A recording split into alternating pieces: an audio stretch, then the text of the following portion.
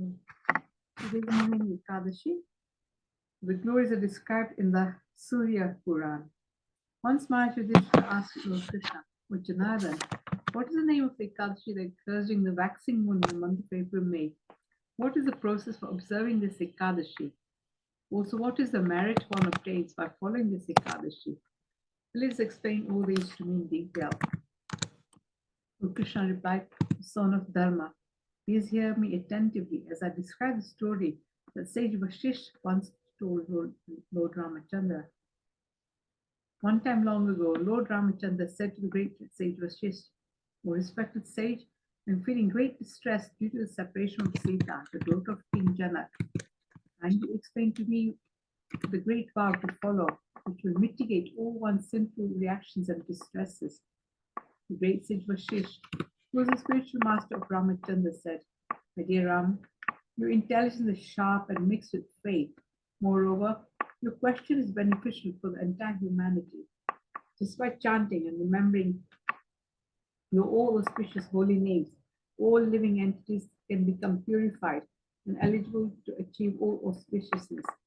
Still, for the benefit of the ordinary people, I will describe to you about the great vow. O Lord Ram, the Ekadashi that occurs in the waxing moon in the month of April-May is famous as Mohini Ekadashi. It is very auspicious. By following this Ekadashi, all one's sinful reactions, material miseries, and the network of illusion are destroyed. Now please hear attentively as I narrate the most auspicious topics of this Ekadashi. There was a beautiful city named Bhadravati, situated at the bank of the sacred river Saraswati, which was ruled by a king named Yutiman. O Lord Ram, this king was born in the dynasty of the moon and he was tolerant and truthful. He was a pious and prosperous devotee of Lord Vishnu named Dhanpal, who also lived in that city. He was a Vaishya by profession. For the benefit of the ordinary people, this devoted Dhanpal built many dharamshalas, or guest houses, schools, temples of Lord Vishnu, charitable hospitals, wide roads and marketplaces. He also made arrangements for distributing water and foodstuff. He dug wells for cool drinking water and ponds for clear water.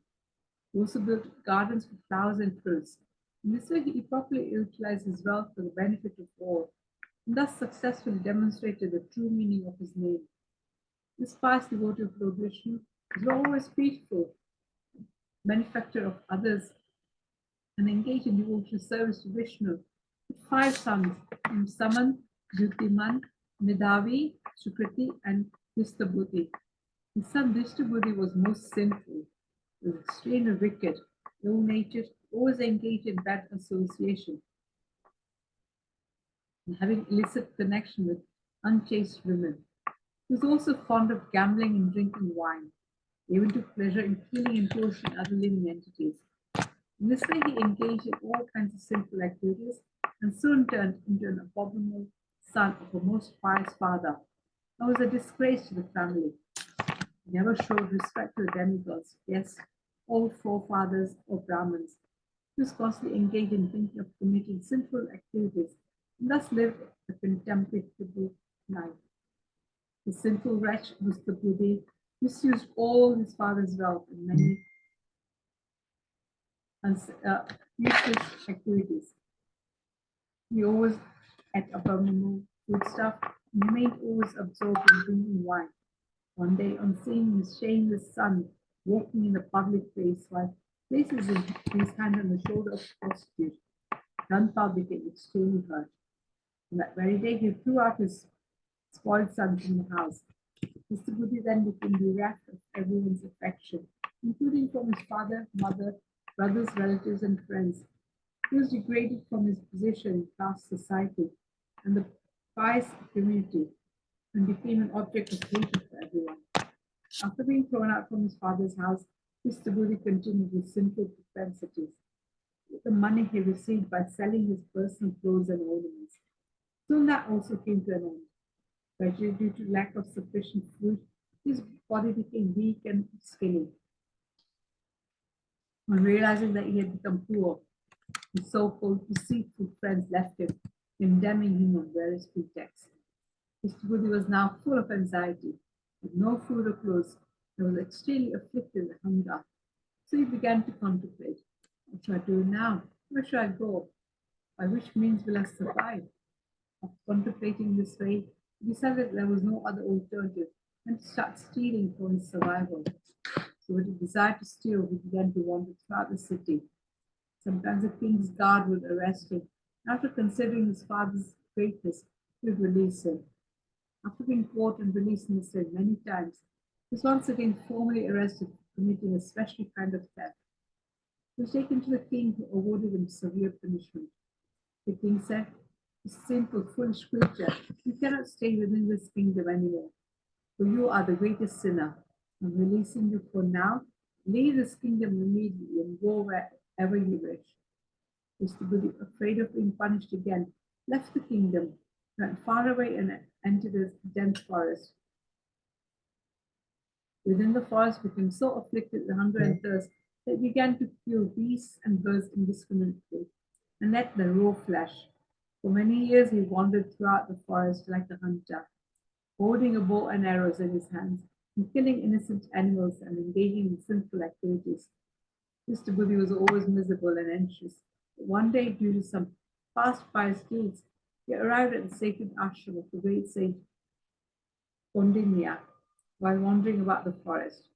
It was the month of Vaishak, April, May, and the great sage Kondinya was just returning home after taking bath in the Ganga. At that time of providence, Mr. Buddhi, who was very aggrieved by distress and lamentation, happened to touch a drop of water falling from the sage's cloth. Mr. Buddhi was immediately released of his sinful reactions. He folded hands and with great humility said to Sage's Kondinya, "The great Brahman, I'm the most sinful person. There is no sin that I have not committed. Now please instruct me about the topmost type of atonement, which a most wretched person like me can easily perform. As a result of committing unlimited sinful activities till now, I have been bereft of my house, wealth, relatives, and friends. I'm drowning in the ocean of mental agony." After after hearing the statements of Vishnu Buddhi, the great sage Kondinya, feeling distressed by seeing another's distress, said, "I'm telling you of a sublime method by which all your sinful reactions can easily be nullified in a very short time. Please hear me attentively. Mohini Ekadasi occurs in the waxing moon, month of April, May.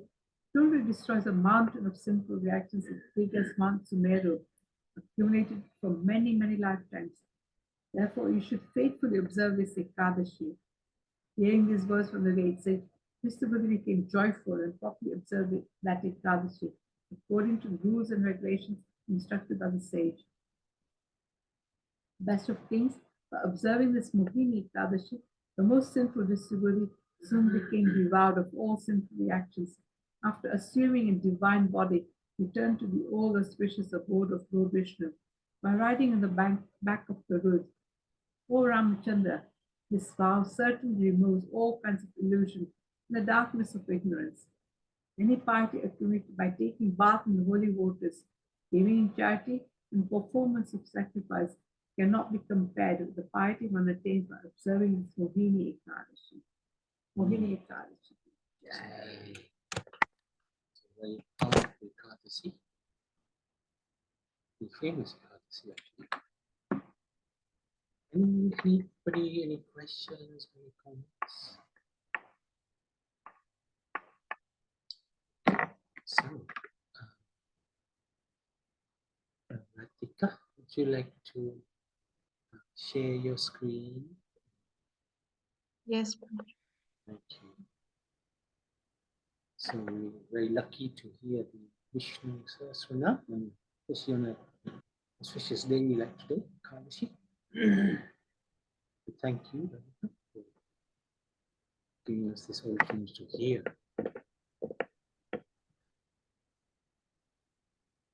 And you can share anything you like for reciting. Like you said, it's very auspicious to hear the names of the Lord, and please try to identify some names of the Lord and so the pastimes of the Lord as we chant. Let us start. ॐ शुक्लां भरधरं विष्णुं शशिवर्णं चतुर्भुजं प्रसन्नवदनं ध्यायेत् सर्वविघ्नोपशान्तये व्यासं वसिष्ठनप्तारं शक्तेर्पौष्टमकल्मषं पराशरात्मजं वन्दे शुकतातं तपोनिधिं व्यासाय विष्णुरूपाय व्यासरूपाय विष्णवे नमो वै ब्रह्मनिधये वासिष्ठाय नमो नमः अविकाराय शुद्धाय नित्याय परमात्मने सदैकरूपरूपाय विष्णवे सर्वजिष्णवे यस्य स्मरणमात्रेण जन्म संसारबन्धनात् विमुच्यते नमस्तस्मै विष्णवे प्रभविष्णवे ॐ नमो विष्णवे प्रभविष्णवे श्रीवैश्वम्पायन उवाच श्रुत्वा धर्मान् शेषेण पावनानि स शर्वशः युधिष्ठिरशान्तनवं पुनरेवाभ्यभाषत युधिष्ठिर उवाच किमेकं दैवतं लोके किं वाप्येकं परायणं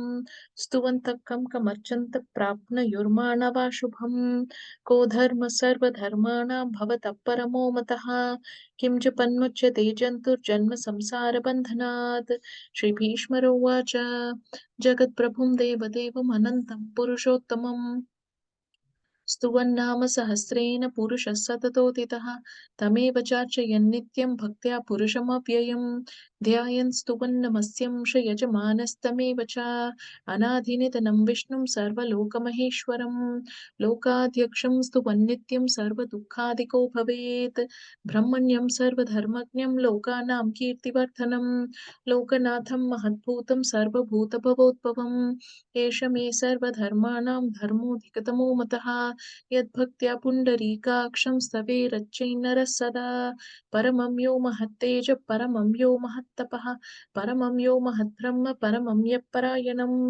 पवित्राणां पवित्रं यो मङ्गलानां च मङ्गलं दैवतं देवतानां च भूतानां यो यः पिता यतः सर्वाणि भूतानि भवन्त्यादियुगागमे यस्मिंश्च प्रलयं यान्ति पुनरेव युगक्षये तस्य लोकप्रधानस्य जगन्नाथस्य भूपते विष्णोर्नाम सहस्रं ने शृणु पापभयापहम् यानि नामानि गौणामि विख्यातानि महात्मनः ऋषिभिः परिगीतानि तानि वक्ष्यामि भूतये विशेर्नाम्नां सहस्रस्य वेदव्यासो महामुनिः छन्दोनुस्तुप्तथा देवो भगवान् देवकीसुतः अमृतांशुद्भवो बीजं शक्तिर्देवकीनन्दनः त्रिसामा हृदयं तस्य शान्त्यर्थे विनियुज्यते विष्णुं जिष्णुं महाविष्णुं प्रभविष्णुं महेश्वरम् अनेकरूपदैत्यान्तं नमामि पुरुषोत्तमम् अस्य श्रीविष्णोर्दिव्यसहस्रनामस्तोत्रमहामन्त्रस्य श्रीवेदव्यासो भगवान् ऋषिः अनुस्तुप्छन्दः श्रीमहाविष्णुपरमात्मा श्रीमन्नारायणो देवता अमृतांशोद्भवो भानुरतिबीजं देवकीनन्दन षष्ठेति शक्तिः उद्भवः क्षोभनो देव इति परमो मन्त्रः शङ्खभृन्नन्दकी चक्रीति कीलकं शाङ्गधन्वागधाधरयत्रस्तं रथाङ्गपाणिरक्षोभयति नेत्रं त्रिसामा सामगः सामेति कवचम् आनन्दं परब्रह्मेति योनिः ऋतुर्सुदर्शनकालयति दिग्बन्धः श्रीविश्वरूप इति ध्यानं श्रीमहाविष्णुप्रीत्यर्थे सहस्रनाम जपे विनियोगः ध्यानं क्षीरोधन्वत्प्रदेशे शुचमणिविलसत्सैकते मुक्तिकानां मालाक्लिप्तासनस्थस्फटिकमणिनिभैर्मुक्तिकैमण्डिताङ्गः शुभ्रैरप्रेरतप्रयुप्रिविरचितैर्मुक्तपीयूषवर्षैः आनन्देन पुनीयाधरिनलिलगथा शङ्खपाणिर्मुकुन्दः बहुपादौ यस्य नाभिर्वियदसुरनिलश्चन्द्रसूर्योच्चनेत्रे कर्णावासा शिरोध्यो मुखमपि दहनो यस्य वास्तेयमब्धिः अन्तस्थं यस्य विश्वं सुरनरखगो भोगि गन्धर्वदैत्यैः चित्रं रम्यते तं त्रिभुवनवपुषं विष्णुमीशं नमामि ॐ नमो भगवते वासुदेवाय शान्ताकारं भुजगशयनं पद्मनाभं सुरेशं विश्वाधारं गगनसदृशं मेघवर्णं शुभाङ्गं लक्ष्मीकान्तं कमलनयनं योगिहृद्यानगम्यं वन्दे विष्णुं भवभयहरं सर्वलोकैकनाथं मेघश्यामं पीठकौसेयवासं श्रीवत्साङ्गं कौस्तुभोद्भासिताङ्गं पुण्योपेतं पुण्डरीकायताक्षं विष्णुं वन्दे सर्वलोकैकनाथं नमः समस्तभूतानामादिभूताय भूभृते अनेकरूपरूपाय विष्णवे प्रभविष्णवे शशङ्खचक्रं शकिरीतकुण्डलं सपीतवस्त्रं सरसीरुहेक्षणं सहारवक्षस्थलस्थोऽपि कौस्तुभं नमामि विष्णुं शिरसा चतुर्भुजं छायायां पारिजातस्य हेमसिंहासनोपरि आसीनमं बुधस्याममायताक्षमलङ्कृतं चन्द्राननं चतुर्बाहुं श्रीवत्साङ्कितवक्षसं रुक्मिणी सत्यभामाज्ञां सहितं कृष्णमाश्रये 1,000 names of the Lord begin now. Harihi Om. Vishwam Vishnurvashatkaro Bhutabhavyabhavatprabhu Bhutakritbhutapridbhavo Bhutatma Bhutabhavanaha Bhutatma Paramatma Cha Muktanam Paramagatihi Avyayapurusasakshi क्षेत्रज्ञो शैर्येव च योगो योगविदां नेता प्रधानपुरुषेश्वरः नारसिंहवपु श्रीमान् केशवः पुरुषोत्तमः सर्व शिवस्थानुर्भूताधिर्निधिरव्ययः सम्भवो भावनो भर्ता प्रथव प्रभुरीश्वरः स्वयंभुः शम्भुरादित्य पुष्कराक्षो महास्वनः अनाथिनितनुधाता विदधाता दुरुत्तमः अप्रमेयो ऋषिकेश पद्मनाभो मरप्रभुः विश्वकर्मा मनुस्त्वष्टा स्थविष्ठस्थविरो ध्रुवः अग्राय शाश्वतकृष्णो लोहिताक्षप्रदर्तनः प्रभूतस्तिककुत्थाम पवित्रं मङ्गलं परम् ईशानप्राणतप्राणो ज्येष्ठश्रेष्ठ प्रजापतिः हिरण्यगर्भो भूगर्भो माधवो मधुसूदनः ईश्वरो विक्रमी धन्वी मेधावी विक्रमक्रमः अनुत्तमो दुरादर्श कृतज्ञकृतिरात्मवान् सुरेश शरणं रेता प्रजापवः अह संवत्सरो व्याल प्रत्ययः सर्वदर्शनः अजः सर्वेश्वरः सिद्धः सिद्धिः सर्वाद्युरच्युतः वृषाकपिरमेयात्मा सर्वयोगविनिश्रुतः वसुर्वसुमनः सत्यः समात्मा संमितः समः अमोघ पुण्डरीकाक्षो वृषकर्मा वृषाकृतिः रुद्रो बहुशिरा भभ्रुर्विश्वयोनिषुचिषवाः अमृतः शाश्वतस्थाणुर्वरारोहो महातपाः सर्वगः सर्वविद्भानुर्विश्वक्षेणो जनार्दनः वेदो वेदविदव्यङ्गो वेदाङ्गो वेदवित्कविः लोकाध्यक्षः सुराध्यक्षो धर्माध्यक्षकृताकृतः चतुरात्मा चतुर्व्यूहश्चतुर्धंशश्चतुर्भुजः भ्राजिष्णुर्भोजनं भोक्ता सहिष्णुर्जगदाजितः अनघो विजयोजेता विश्वयोनिर्पुनर्वसुः उपेन्द्रो वामनप्रांशुरमोघः सुचिरोषः अतीन्द्रः सङ्ग्रहः सर्गो धृतात्मा नियमो यमः वेद्यो वैद्यः सदा योगी वीरः माधवो मधुः अतीन्द्रियो महामायो महोत्साहो महाबलः महाबुद्धिर्महावीर्यो महाशक्तिर्महाद्युतिः अनिर्देश्य वपुः श्रीमान् अमे आत्मा महाधृतिः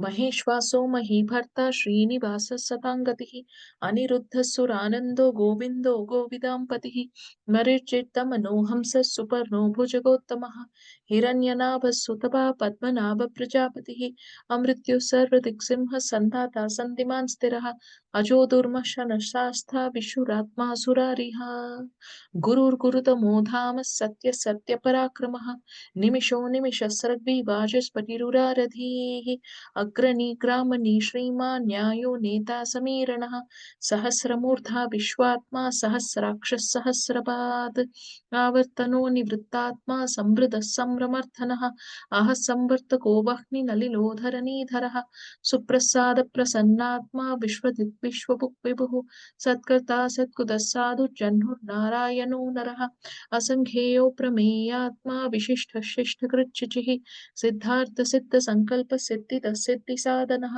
वृषा हि वृषभो विष्णुर्वृषपर्वा वृषोदरः वर्तनो वर्तमानश्च विविक्तः श्रुतिसागरः सुभुजो दुर्धरो वाह्मी महीन्द्रो वसुदो वसुः नैकरूपो बृहद्रूप शिपिविष्टप्रकाशनः ओजस्तेजोतितिरः प्रकाशात्मा प्रतापनः बुद्धस्पष्टाक्षरो मन्त्रश्चन्द्रांशुर्भास्करद्युतिः अमृतांशुत्वबो भानुशशबिन्दुः सुरेश्वरः औषधं जगजस्येतु सत्यधर्मपराक्रमः भूतभव्यभवन्नाथ पवनः पावनो नलः कामः कामकृत्कान्तः कामः कामप्रदप्रभुः युगादिकृत्युदावर्तो नैकमायो महाशनः अदृश्यो व्यक्तरूपश्च सहस्रजितनन्तजित् इष्टो विशिष्टशिष्टेष्ट शिखण्डी नरुषो वृषः क्रोधः क्रोधकृत्कर्ता विश्वबाहुर्महीधरः अच्युतप्रतितप्राणप्राणदो वासवानुजः अपां निधिरधिष्ठानमप्रमत्र प्रतिष्ठितः स्कन्दस्कन्दतरो दुर्यो वरदो वायुवाहनः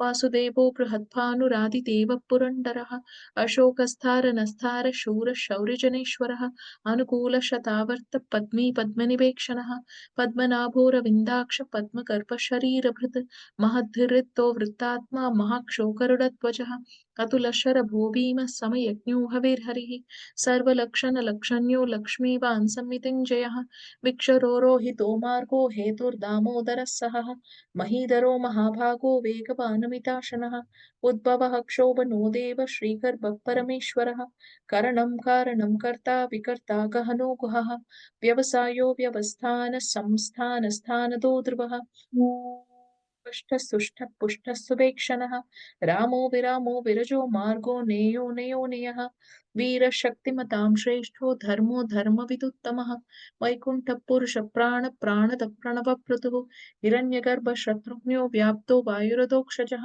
ऋतुर्सुदर्शनकाल परमेष्ठी परिग्रहः उग्रसंवत्सरो दक्षो विश्रामो विश्वदक्षिणः विस्तारस्थावनस्थानुप्रमाणं बीजमव्ययम् अर्थोऽनर्थो महाकोशो महाभोगो महाधनः अनिर्विन्नस्तविष्ठो भूर्धर्मयूपो महामकः नक्षत्रनेमि नक्षत्री क्षामः क्षामः समीहनः यज्ञयज्ञो महेजष्टु क्रतु सत्रं सताङ्गतिः सर्वदर्शी निवृत्तात्मा सर्वज्ञो ज्ञानमुत्तमम् सुव्रतः सुमुखः सूक्ष्मः सुघोषः सुगतः सुहृद् मनोहरोजितक्रोधो वीरभाभुर्विधारणः स्वापन स्ववशो व्यापी नैकात्मानैककर्मकृत् वत्सरो वत्सलो वत्सी रत्नगर्भो धनेश्वरः धर्मभृत् धर्मकृत् धर्मी सदसक्षरमक्षरम् अविज्ञाता सहस्रांशुर्विधाता कृतलक्षणः कवस्तिनेमिषत्वस्तः सिंहो भूतमहेश्वरः आदिदेवो महादेवो देवेशो देवभृत्कुरुः उत्तरो गोपतिर्गोप्ता ज्ञानगम्य पुरातनः शरीरभूतभृत्पोक्ता कपीन्द्रो भूरिदक्षिणः सोमुपोमृतपः सोमः पुरुजित्पुरुषत्तमः विनयो जयः सत्यसन्धो धाशारः सात्वतां पतिः जीवो विनिहिता साक्षी मुकुन्दो मितविक्रमः अम्बोनिधिररन्तात्मा महुधतिशयोऽन्तकः अजो महार्ह स्वाधाव्यो जितामित्रप्रमोदनः आनन्दो नन्द सत्यधर्मा त्रिविक्रमः महर्षिर्कपिलाचार्य कृतज्ञो मेदिनीपतिः त्रिपथस्थितसाध्यक्ष महाशृङ्गकृतान्तकृत् महावराहो गोविन्द सुषेण कनकाङ्गदी गुह्यो कबीरो गहनो गुप्तश्चक्रकथाधरः वेदास्वाङ्गोजितकृष्णो धृतसङ्कर्षणोचितः वरुणो वारुणो वृक्षपुष्कराक्षो महामनाः भगवानन्दी वनमाली हलायुधः आदित्यो ज्योतिरादित्य सहिष्णुर्गतिसत्तमः सुदन्वाखण्डपरशुद्धारुणो द्रविणप्रदः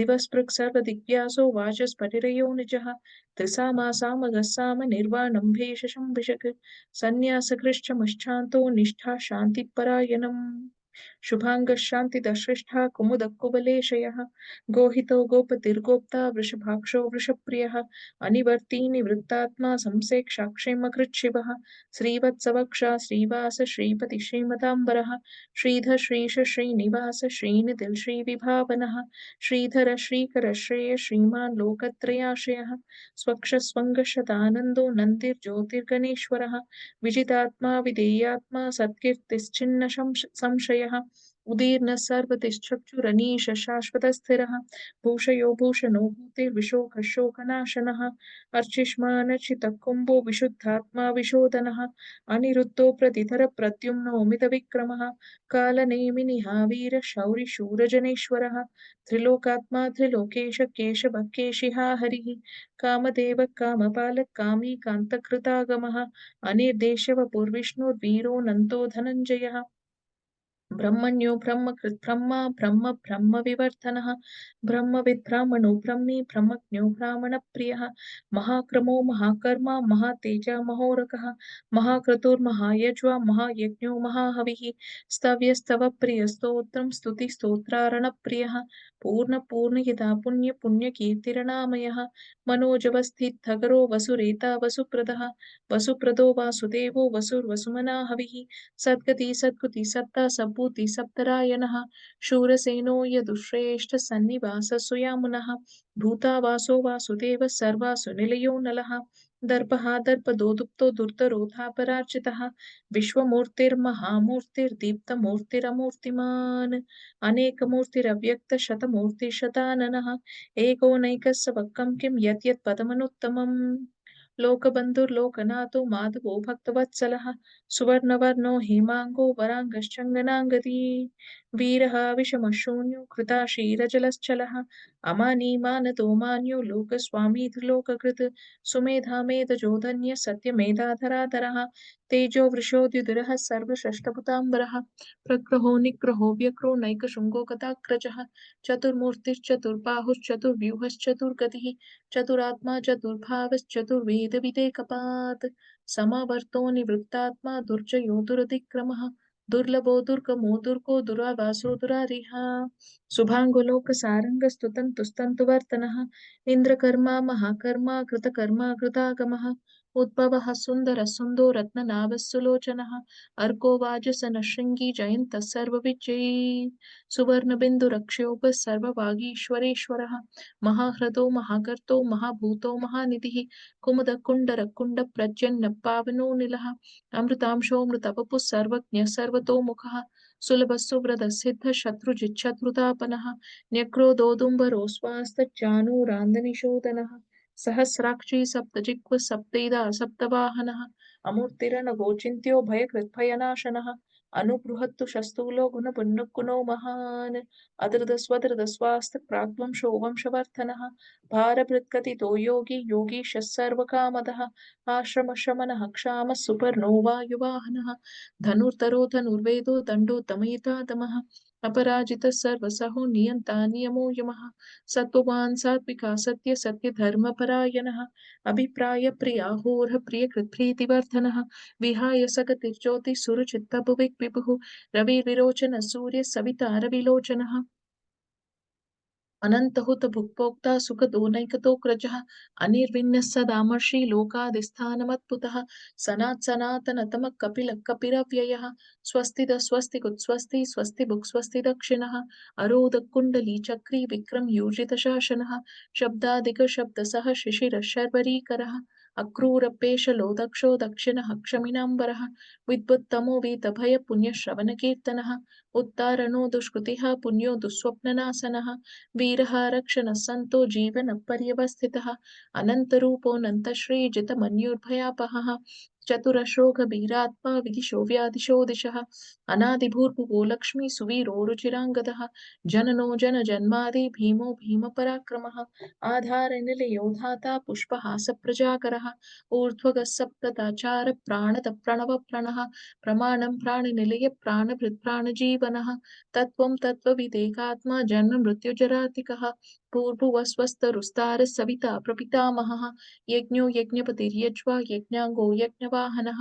यज्ञभृत्यज्ञकृत्यज्ञी यज्ञभृत्यज्ञसाधनः यज्ञान्तकृत्यज्ञगुह्यमन्नमन्नादयेव च आत्मयोनिस्वयं जातो वैखानः सामगायनः देवकीनन्दन षष्ठा शिटीशपापनाशनः शङ्खभृन्नन्दकी चक्री शाङ्गदन्वागधाधरः रथाङ्गपाणिरक्षोभ सर्वप्रहरणायुधः सर्वप्रहरणायुध ॐ नमः इति वनमालिकदीशाङ्की शङ्की चक्री च नन्दकी श्रीमान् नारायणो विष्णुर्वासुदेवोऽभिरक्षतु वनमालिकदीशाङ्की शङ्की चक्री च नन्दकी श्रीमान् नारायणो विष्णुर्वासुदेवोऽभिरक्षतु वनमालिकदीशाङ्की शङ्की चक्री च नन्दकी श्रीमान् नारायणो विष्णुर्वासुदेवोऽभिरक्षतु श्रीवासुदेवोऽभिरक्षतु ॐ नमः इति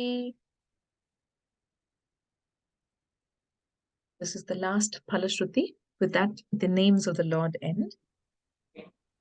कीर्तनीयस्य केशवस्य महात्मनः नाम्नां सहस्रं दिव्यानामाशिक्षेण प्रकीर्तितं यैदं शृणुयान् नित्यं यश्चापि परिकीर्तयेत् नाशुभं प्राप्नुयात् किञ्चित् सौमुद्रेह च मानवः वेदान्तको ब्राह्मणस्य क्षत्रियो विजयी भवेत् वैश्योधनसमुद्रस्य शूद्रो सुखमवाप्नुयात् धर्मार्थी प्राप्नुयात् धर्ममर्थार्थी चार्थमाप्नुयात् कामानवाप्नुयात् कामी प्रजाति चाप्नुयात् भक्तिमान्यः स दूताय स्तुतिस्तत्कथमानसः सहस्रं वासुदेवस्य नाम्नामेकत् प्रकीर्तयेत् यश प्राप्नोति विपुलं याति प्राधान्यमेव च अचलां श्रियमाप्नोति श्रेयप्राप्नोत्यनुत्तमम् न भयं क्वचिदाप्नोति वीर्यं तेजश्च विन्दति भवत्यरोगो द्युतिमान् बलरूपगुणान्वितः रोगार्तो मुच्यते रोगात् बद्धो मुच्येत बन्धनात् भयान्मुच्येत भीतस्तु मुच्येत आपन्न आपदः दुर्गान्यतितरत्याशु पुरुषः पुरुषोत्तमं स्तुवन्नाम सहस्रेण नित्यं भक्तिसमन्वितः वासुदेवाश्रयो मर्त्यो वासुदेवपरायणः सर्वपापविशुद्धात्मा याति ब्रह्म सनातनं न वासुदेवभक्तानाम् अशुभं विद्यते क्वचित् जन्म मृत्युचराव्याधिभयं नैवोपजायते इमं स्तवमधीयान श्रद्धा भक्तिसमन्वितः युज्येतात्मसुखं शान्ति श्रीदति स्मृतिकीर्तिभिः न क्रोधो न च मात्सर्यं न लोभो नाशुभामतिः भवन्ति कृतपुण्यानां भक्तानां पुरुषोत्तमे द्यौसजन्धार्कनक्षत्राखं दिशो भूर्महोदतिः वासुदेवस्य वीर्येण वृदतानि महात्मनः ससुरासुरगन्धर्वं सयक्षोरकराक्षसं जगद्वशे वर्तते तं कृष्णः सचरराचरम् इन्द्रियाणि मनोबुद्धिर्सत्त्वं तेजोबलं द्युतिः वासुदेवात्मकान्याहुः क्षेत्रं क्षेत्रज्ञ एव च सर्वागमानामाचार प्रथमं परिकल्पते आचारप्रभवो धर्मो धर्मस्य प्रभुरच्युतः ऋषयः पितरो देवा महाभूतानि धातवः जङ्गमां जङ्गमं जेदं जगन्नारायणोद्भवम् योगो ज्ञानं तथा साङ्ख्यं विद्या शिल्पादिकर्म च वेदाश्राष्टानि विज्ञाने एतत् सर्वं जनार्दनात् एको विष्णुर्महद्भूतं पृथक्भूताननेकवशः त्रिलोकान् व्यापभुक्तात्मा भुक्ते विश्वभुवव्ययः इमं स्तवं भगवतोर्विष्णोर्व्यासेन कीर्तितं पतेत्यैच्छेत् पुरुषः श्रेयः सुखानि च विश्वेश्वरमजं देवं जगतप्रभुमव्ययं भजन्ति ये पुष्कराक्षं न ते यान्ति पराभवम् न ते यान्ति पराभवो ॐ नम इति अर्जुन उवाच पद्मपत्रविशालाक्ष पद्मनाभसुरोत्तमा भक्तानामनुरक्तानां त्रात्रा भवजनार्दन श्रीभगवानुवाच यो मां नाम सहस्रेण स्तोतुमिच्छति पाण्डव सोऽहमेकेन श्लोकेन स्तुत एव न संशयः स्तुत एव न संशयो ॐ नमः इति श्रीव्यास उवाच वासनात् वासुदेवस्य वासितं भुवनत्रयम् सर्वभूतनिवासोऽसि वासुदेव नमोऽस्तु ते श्रीवासुदेव नमोऽस्तु ते ॐ नमः इति पार्वत्युवाच केनोपायेन लघुना विष्णोर्नाम सहस्रकं पद्यते पण्डितैः नित्यं श्रोतुमिच्छाम्यहं प्रभो श्रीश्वर उवाच श्रीराम राम रामेति रमे रामे मनोरमे सहस्रनाम तत्तुल्यं राम नाम वरानने श्रीराम राम रामेति रमे रामे मनोरमे सहस्रनाम तत्तुल्यं राम नाम वरानने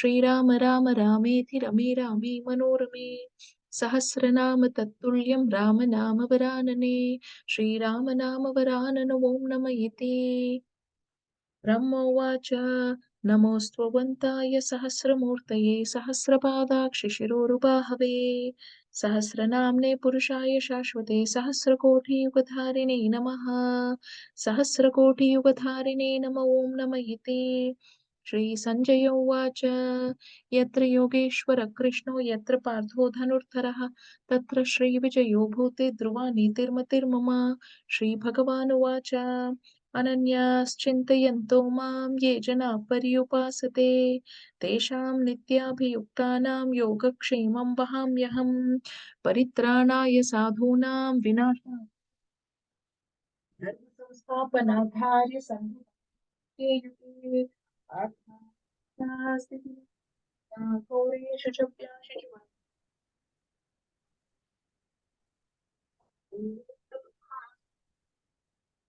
इन्द्रियैर्वा बुद्ध्या वा प्रकृते स्वभावात् करोमि यद्यत् सकलं परस्मै नारायणायेति समर्पयामि सर्वं श्रीकृष्णार्पणमस्तु श्री विष्णु सहस्रनाम स्तोत्रम समाप्तम ओम तत्सत् सर्वं श्रीकृष्णार्पणमस्तु हे Krishna Hare Krishna. Well done, as always.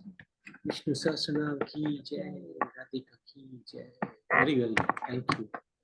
So, would you like to go through a few of the verses? Sure. So we went through until the Dhyana shloka, and if anybody wishes to repeat the shloka, please let me know. No, I think you carry on. Okay.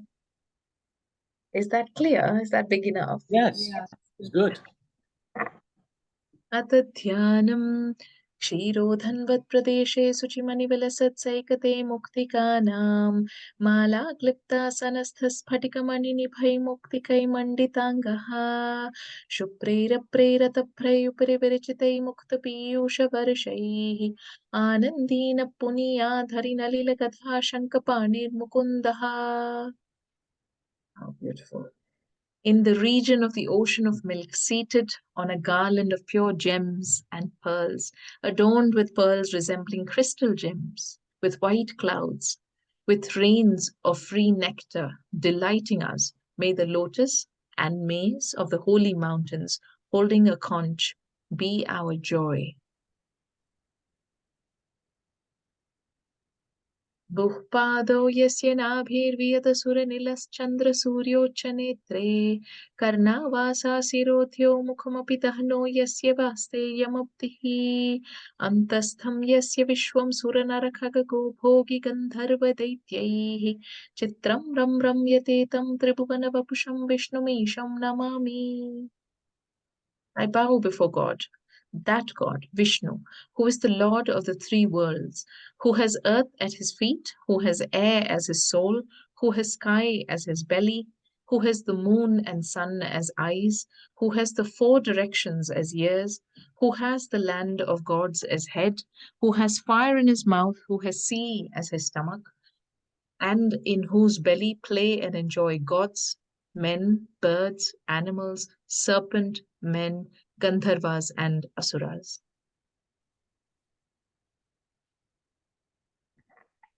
Om Shantakaram Bhujagashayanam Padmanabham Suresham Vishwadharam Gaganasadusham Meghavarnam Shubhangam Lakshmíkantam Kamalanayanam Yogi Hrityanagamyam Vande Vishnum Bhavabhayaharam Sarvalokaikanaatham. I bow before the god Vishnu, who is personification of peace, who sleeps on his folded arms, who has a lotus on his belly, Padmanabham Suresham, who is the god of gods, Vishwadharam, who is the basis of earth, who is like the sky, who is the color of the cloud, Meghavarnam, who has beautiful limbs, who is the consort of Lakshmi, Lakshmíkantam, who has lotus-like eyes, Kamalanayanam, who is seen by saints through thought, Yogi Hrityanagamyam. So just by dhyana, they're able to see Lord Vishnu, the yogis, who kills all worries and fears. Bhavabhaya Haram, Sarva Lokaikanatham, and who is the Lord of all the worlds. Meghashyamam Pitakauseyavasam Srivatsangam Kaustubhodbhasitangam Punyopetam Pundarikayataksam Vishnum Mande Sarvalokaikanathu. I bow before that God Vishnu, who is the Lord of the whole universe, who is black like a cloud, Meghashyamam, who wears yellow silks, who has the Srivatsa on him, whose limbs shine because of the Kaustubha, the jewel, who has eyes like an open lotus, and who is surrounded by the blessed always. Namah samasta bhutanam adi bhutaya bhubrite aneka rupa rupaya Vishnave prabhavishnave. Obeisance, obeisance, obeisance to Vishnu, the original of all beings, the sustainer of the earth, the form of many forms, the originator. Sixth verse. We'll just go until the eighth verse. Shashankachakram Shakiritakundalam Sapitavastram Sarasiruhekshanam Saharavakshastalastopi Kaustubam Namami Vishnu Sirasa Chaturbhujam. I bow before the god Vishnu, who has 4 arms, who has a conch and wheel in his hands, who wears a crown and ear globes, who wears yellow silks, who has lotus-like eyes, who shines because of the Kaustuba gem worn on his garlanded chest. छायायां पारिजातस्य हेमसिंहासनोपरि आसीनमम्बुधस्यामि मायताक्षमलङ्कृतं चन्द्राननं चतुर्बाहुं श्रीवत्साङ्कितवक्षसं रुक्मिणी सत्यभामाख्यां सहितं कृष्णमाश्रये. I seek refuge in Lord Krishna, who is with Rukmini and Satyabhama,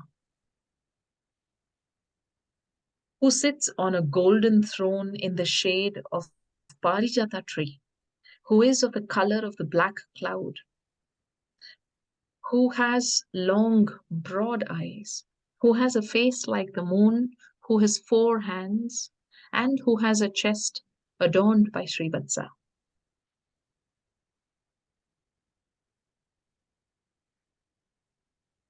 It's the name of the Lord. I seek refuge in Lord Sri Krishna. Very nice. Okay, and then starts the names of the Lord. So until here, we saw the Dhyana Shloka just in the previous slide, which was Varnam of Lord Sri Krishna, the way he looks, of Mahavishnu, how he's seated, his 4 arms, his eyes, his complexion. And when we start next Ekadashi, the names of the Lord, we will see the translations of each name of the Lord, which obviously is a story, a pastime, an entire quality of the Lord. Stop there for this. Hare Krishna. Thank you very much. It was really very, very, very nice. Nice to hear that. Any questions? Anybody? Any comments? And I'd like to thank Leena for a beautiful darshan. Radha Krishna. Oh, thank you, Prabhuji. All thanks to Krishna. Very beautiful. Okay, thank you. Everybody have a good Ekadasi, the rest of it. Thank Hare you. Krishna. Hare Krishna.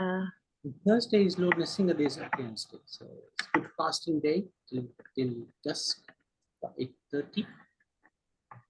We're doing Abhishek in the temple, so everybody is please do come. Thank you so much, everybody. Hare Krishna, Prabhuji. Hare Krishna, everybody.